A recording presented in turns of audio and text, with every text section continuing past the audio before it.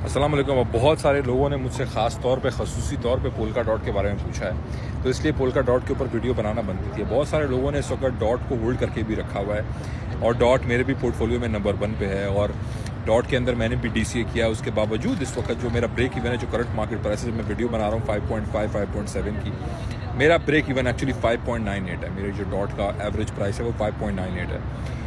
अब डॉट इस वक्त अपनी जो फ्यूचर की फाउंडेशंस हैं क्रिप्टो की, उसको वो ले आउट कर रहा है, ले डाउन कर रहा है। डॉट इस वक्त अपनी प्राइस मूवमेंट के ऊपर फोकस नहीं कर रहा। और आप लोग एक बात याद रखें कि अनकरीब आने वाले वक्त में ऐसा टाइम बिल्कुल आएगा जहां पे कुछ ऑल्ट्स, चंद ऑल्ट्स एडॉप्शन की वजह से, अपनी टेक्नोलॉजी की वजह से, Web3 फाउंडेशन के साथ काम करने की वजह से, SEC की जो है वो ग्रीन फ्लैग मिलने की वजह से और मज़ीद VC इन्वेस्टमेंट्स के आने की वजह से और उनके लेयर 0 के ऊपर बहुत सारे प्रोजेक्ट्स के बनने की वजह से और दूसरे कॉइन्स के सक्सेसफुल होने की वजह से BTC की ग्रेविटी से काफ़ी बाहर भी चले जाएंगे। क्या आज हमें ऐसे क्रिप्टो कॉइन्स नज़र नहीं आते जो इस वक्त के टाइम में इवन जो BTC ने डंप लिया या BTC जो है वो इस वक्त रिस्ट्रिक्टिव चल रहा हो, जब भी तो वो बहुत पंपिंग ले रहे होते हैं? क्या हम लोगों को ऐसे प्रोजेक्ट्स नज़र नहीं आए? हम लोगों को ऐसे प्रोजेक्ट्स बिल्कुल नज़र आए हैं, लेकिन फिर बाद में हमें डंप होते भी नज़र आए हैं। मेरा अपना पर्सनल मानना ये है, अपनी पर्सनल रिसर्च के हिसाब से, और जो लोग डॉट को समझ रहे हैं, डॉट को देख रहे हैं, डॉट को पढ़ रहे हैं, उनके हिसाब से भी, कि डॉट इस वक्त फ्यूचर की जो फाउंडेशंस हैं Web3 की, Web2 को Web3 पे लाने की, ओवरऑल उनको ले आउट कर रहा है। और ये चीज़ आने वाले वक्त की इन्वेस्टमेंट के लिए है।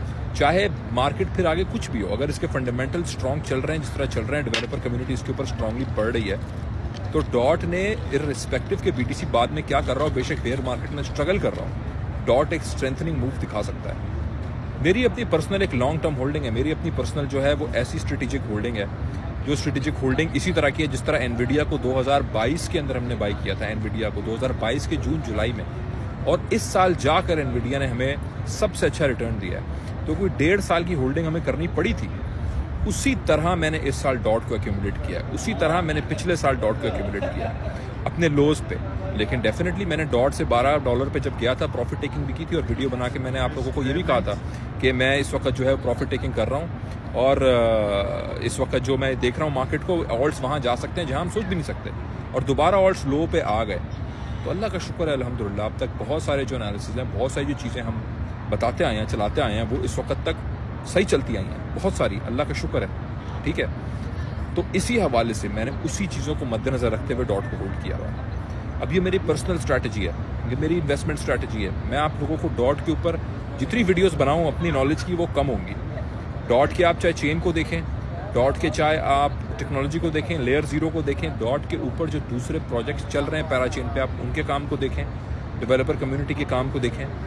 तो आप साथ में अगर Web3 के बेसिक्स पढ़ें या उसको एडवांस लेवल पे पढ़ें, तो आपको समझ आएगा कि डॉट की बात नहीं है। जितने भी ऐसे प्रोजेक्ट्स हैं जो कि Web2 को Web3 पे ला रहे हैं, क्रॉस नेटवर्क काम कर रहे हैं, पैराचेन काम कर रहे हैं, चाहे वो क्वांट हो, डॉट हो, एटम हो, बीको हो, GRT हो, ओशन हो, जिल हो, ये जितने भी हैं, और एक और मेरे नाम जहन से निकल रहा है, ये सारे कोर फंडामेंटल पे बैठे हुए हैं Web3 के। अगर तो फ्यूचर नहीं है Web3 का, तो एक अलग कहानी है।